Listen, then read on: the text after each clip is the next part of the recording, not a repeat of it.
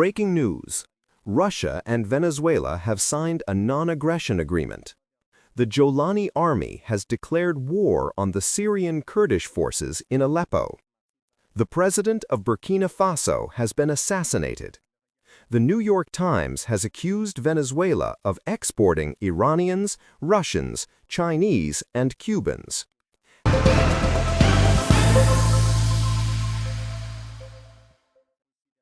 Hello, and welcome to this news service on the WorldWatch channel. The U.S. military commander in Europe has announced on social media that the U.S. has terminated an oil spill related to Venezuela after the Androgynous Atlas incident. This oil spill, which initially had one name in the U.S. in 2024, was suspended due to activities in the area of oil spills that illegally carried oil. Reuters reported that this operation was carried out by the U.S. Coast Guard. The U.S. South Department has announced that the U.S. has suspended another oil spill on Wednesday.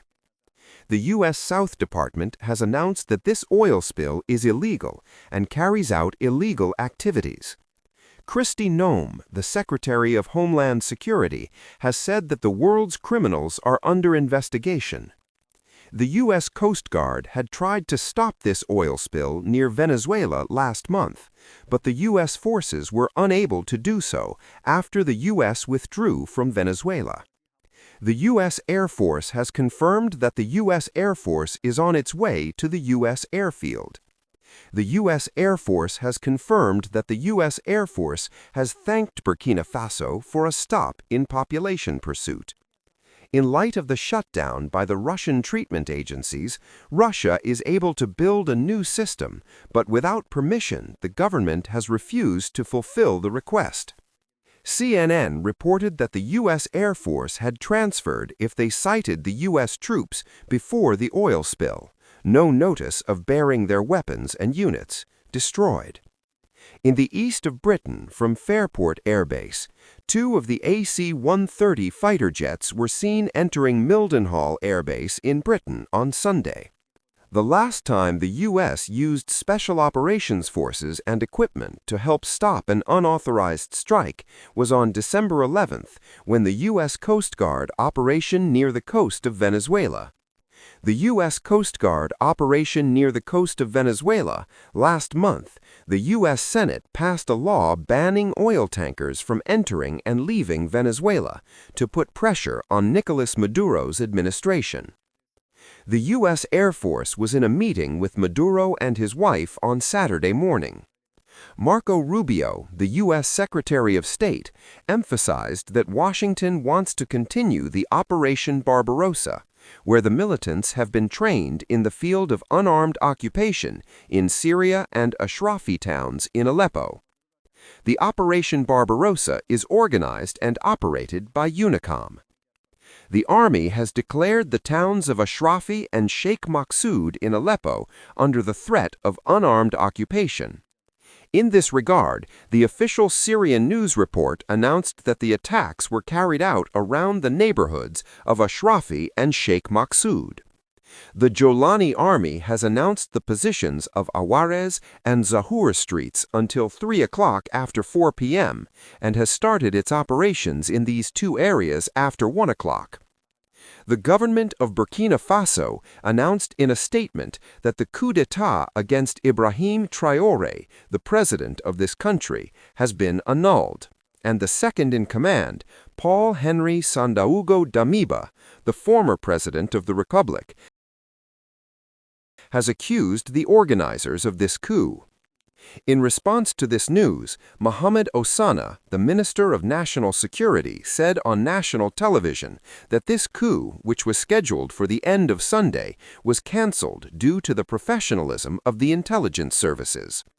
The Minister of National Security of Burkina Faso added that this coup included a group of terrorists targeting military and non-military positions who, in an attempt to kill Ibrahim Traoré, began to build explosive materials in his residence. The basis of this action was to carry out an operation to remove the Pa-Pati base and intervene in the ground forces through foreign forces. The New York Times reported that Marco Rubio, the U.S. Secretary of State, was in a private meeting with the leader of the Congress on Monday after the Trump administration's demands for the new Venezuelan leader, Rodriguez, have been transferred. U.S. officials told Rodriguez that spies and military forces related to Cuba, Russia, China, and Cubans must leave Venezuela, although some diplomats have been allowed to stay in the country. On Sunday, the U.S. Army's Delta Force outside the Venezuelan governorate of Maduro was engaged in a fierce firefight with Cuban security forces. Maduro, instead of using his own army as a personal guard, was more reliable under them. Rubio told Rodriguez that the U.S. has announced that Venezuela and the U.S. are on the verge of oil trade. The New York Times wrote that for the return of U.S. companies that have left the country, Venezuela should either end its oil industry or withdraw. Two U.S. officials said that after Maduro and his wife had left the country and were about to leave the country to move to a U.S. war zone, Rubio contacted Rodriguez. It is not clear if the U.S. government's demands were met in the initial contact or in subsequent conversations. The media said that Rodriguez, in an attempt to defend his country's sovereignty against Maduro's invasion, did not accept Maduro as a lover. He must maintain a balance of difficulties in his new place. One is to ensure his political future, and the other with regard to the arrival of the U.S. Navy in the Venezuelan coast and Trump's direct threats to Washington. The U.S. government does not want to be confronted with hostility from the Venezuelan interim leader, which highlights the difficulty of Rodriguez's situation. He did not make a specific statement on Monday about the timeline of the election or the return of democracy in Venezuela. The U.S. presidential election and presidential election candidates had announced that Maduro's election results in 2024, which the opposition had won by a landslide, had been rejected.